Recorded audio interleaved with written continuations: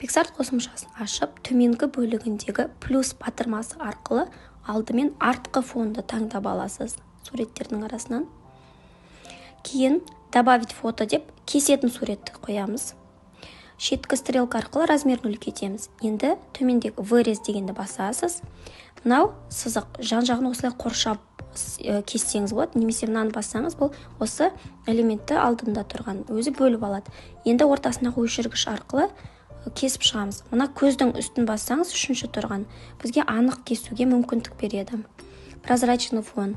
Енді размерді кішірейту арқылы суретті саусағыңызбен жақындатсаңыз, барынша қатты размер өшіргіштің ол да кішірейеді. Сөйтіп сізде аккуратно шетін өте анық қылып, асықпай кесіп шығуға мүмкіндік болады.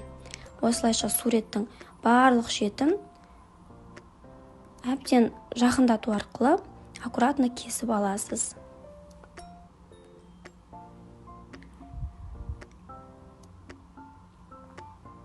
Сурет кесіп болғаннан кейін жоғары жақтағы батырманы басасын, оң жағында төбеде тұрған. Сонда фонға ораласыз.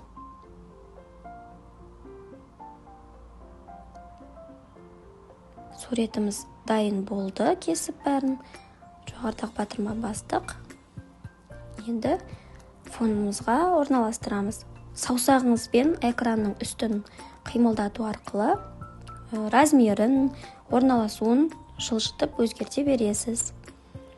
Енді стикер үстін басамыз. Мына поискқа жазамыз. Блик солнце. Онда кез келген стикерді таба аласыз. Өзіңіздің суретке қарай. Мүмкін сағат қойғыңыз келетін шығар, может сумочка, мүмкін очки қойғыңыз келетін шығар. Әртүрлі суретіңізге қарай жасай бересіз. Мен мына жақта күн бір шағылысып тұрған сияқты блик солнце деген эффектті қойғым келді. Саусақпен экранды жылжыту арқылы размерін және орналасуын реттеп отырмын.